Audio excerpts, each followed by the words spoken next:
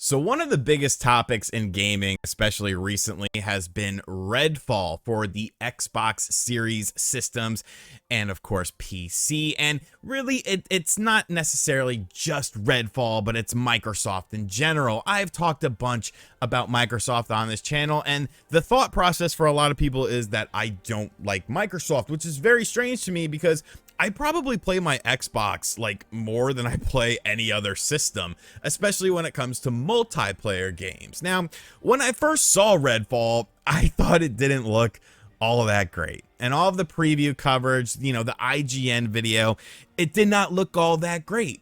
And then, of course, we got some more preview footage, and people went to an Xbox event and got to play Redfall, and everyone was saying how it's the greatest thing since sliced bread, but I never really believed that.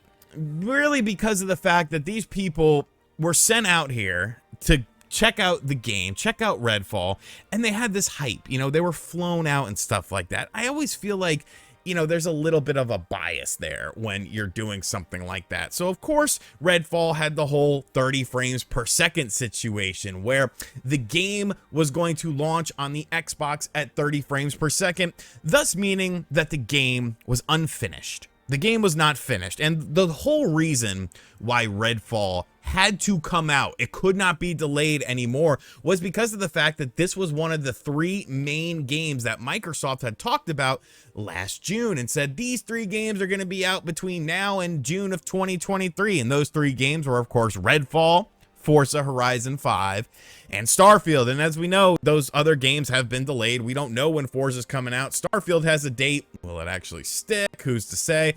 And then you have Redfall. And I think that is really the perfect thing to say about Redfall. It needed more time. Because I played the game last night, like I'm sure a lot of people did, which is actually something we'll get into in just a moment.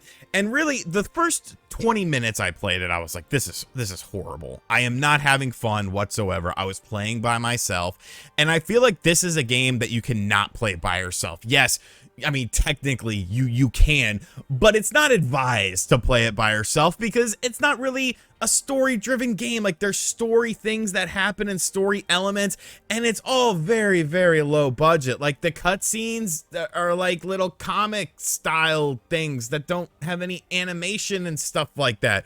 The story, I don't know what the hell is going on. You're in a town, and the town gets ran over by vampires and blood, and there's cultists who are defending the vampires, and you gotta kill everyone. You gotta rid it from the area and try to figure out why this ended up happening in the way it did. It's not a great story whatsoever. This is not your single player experience that you were hoping for from Xbox, because, there has been a long gap between a single player first party Xbox game that's in vein of something like Tears of the Kingdom or God of War Ragnarok. But multiplayer games are fun. And then, after playing it for a little while, I really didn't want to continue, but I decided to play with Nate the Hate and John Spawnwave, and we played Redfall together for about 3 hours. And I was kind of shocked at how my perspective changed slightly. I don't think it's a great game.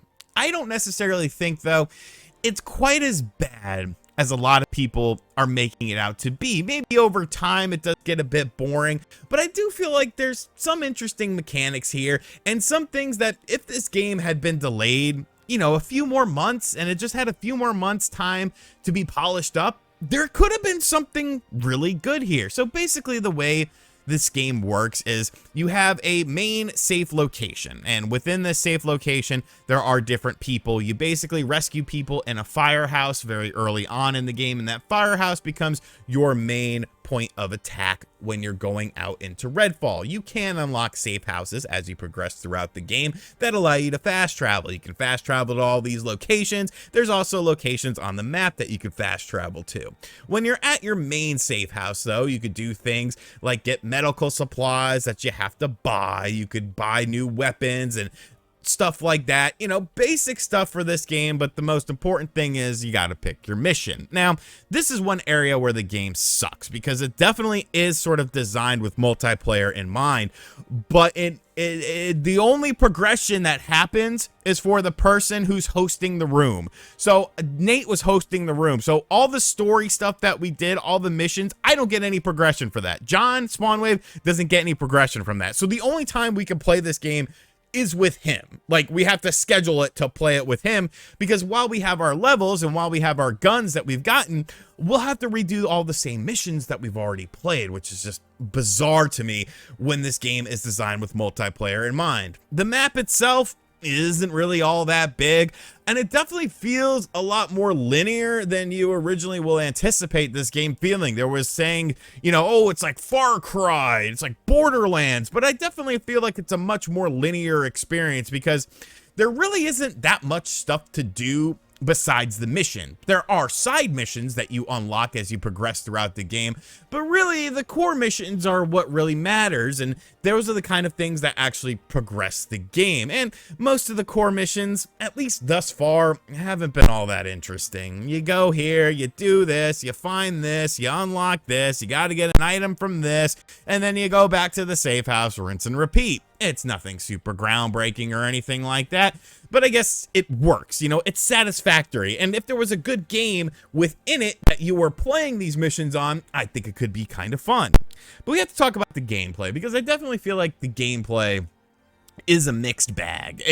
There are signs of brilliance, and then there are signs of just incompetence, because the way the game is sort of structured is it doesn't really tell you much about anything. You have 4 different characters that you could choose from. Each of them have an ability, and I found myself not really using my ability all that much. I was the guy who could throw out a raven, who can scour the area and mark enemies. He can also turn invisible, because supposedly you could play this game with stealth.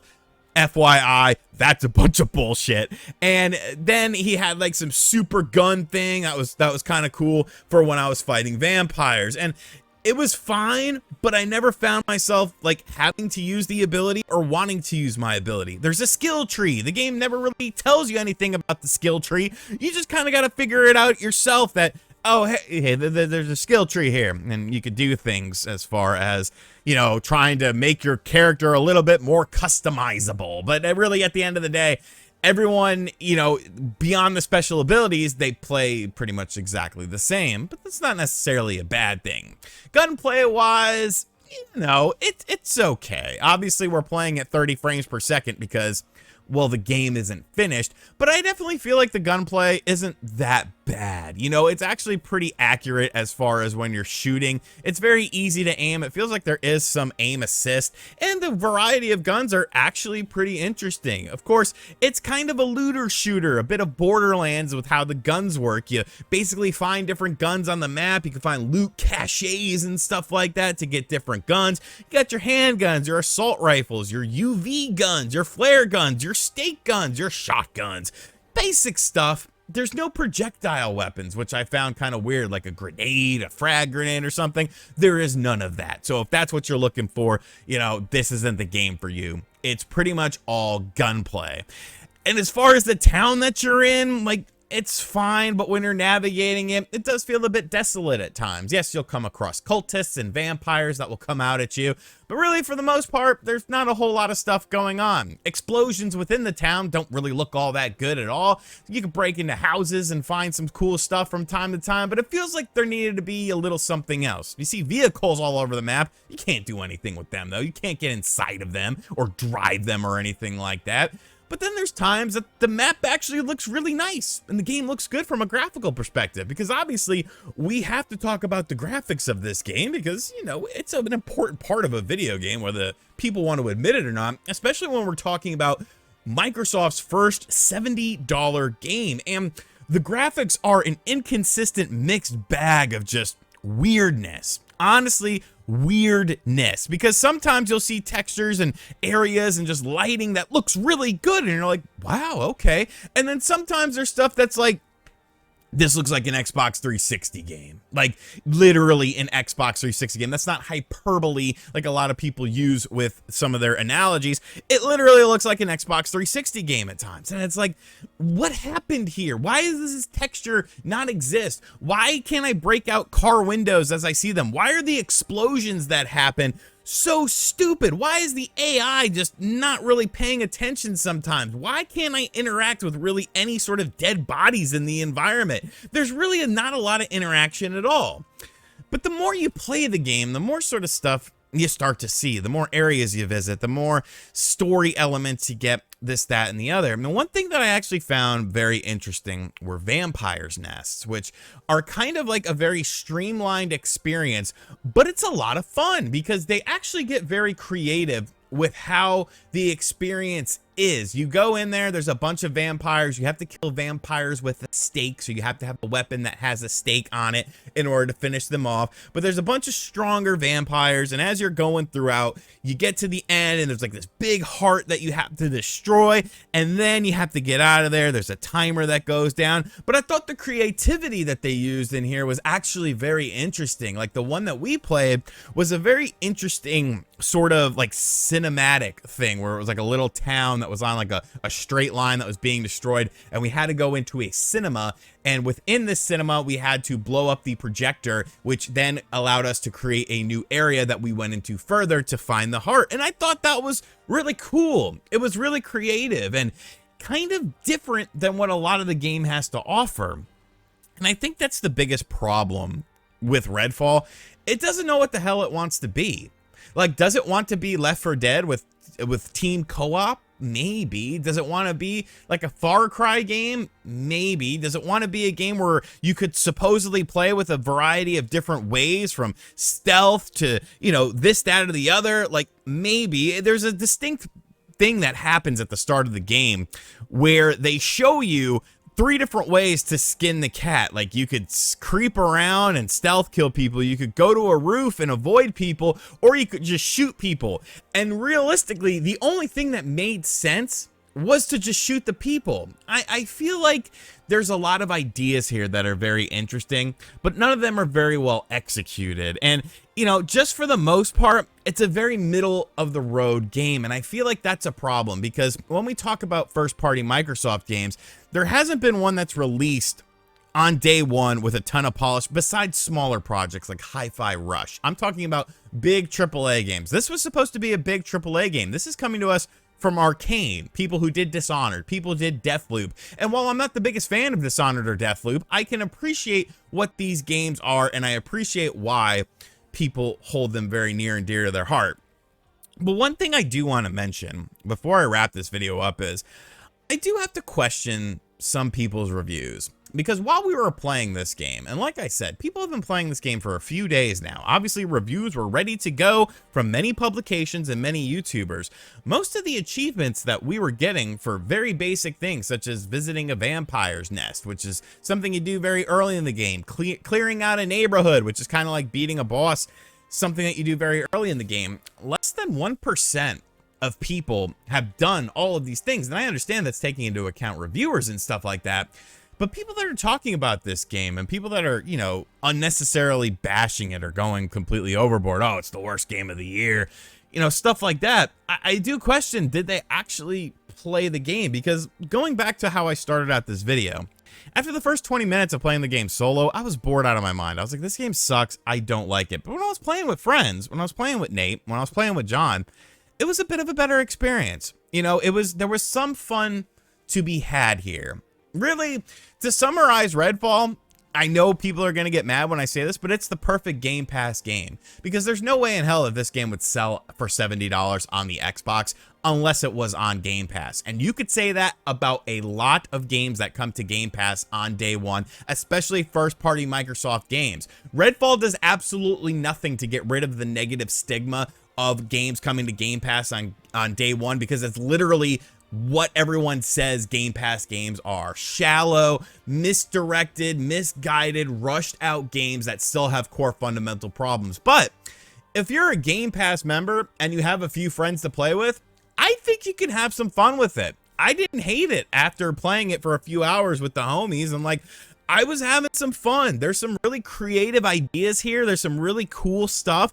It's just there's so many issues, technical issues, you know, glitches and graphical issues. It's such a shame because I feel like there's a decent game here. It just needed, you know, 6 more months to cook. But as it stands, it's a game that we can all agree was rushed to the marketplace. I'll still play some more Redfall though. Like, don't get me wrong, I'm still gonna play it. I'm still kind of interested in seeing some of the more advanced things, but I do have to question if a lot of these reviewers actually played this game for like more than 30 minutes, because some of these achievement levels are just absolutely criminally low as far as the amount of people that have done them. But those are my thoughts on Redfall. If you have Game Pass and you have some friends, check it out. Don't buy it. You know, it's very mid. It's a very mediocre game that could get better over time, but I feel like it was just rushed out to the marketplace. You know, Microsoft had to get this self-imposed deadline that they gave themselves back in last June that they had to meet with this June, and this is the end result. You get a product that gets bashed critically in the reviews for having performance issues and graphical glitches, and it doesn't matter that there could be some fun to be had there because Microsoft and Xbox gamers have been so starved for a banger exclusive to call their own. And when you have games like Final Fantasy 16 coming out for the PlayStation 5 and Spider-Man 2, and you have Tears of the Kingdom coming out for Nintendo Switch owners, Redfall just does not hold up. It just does not hold up. I hope you guys enjoyed this video. Give me your thoughts on this game in the comments section down below. All this gameplay footage is mine from playing with the homie, so I hope you guys enjoyed it. I hope it managed to tell a story. I didn't feel like being on camera, man. I'm filming this extremely late night. And yeah, so give me your feedback in the comments section. And as always, thank you for checking out this video. If you are new, make sure you subscribe, like, comment, and share. Hit the bell notification as well. And as always, I'll catch you guys on the next video. Later.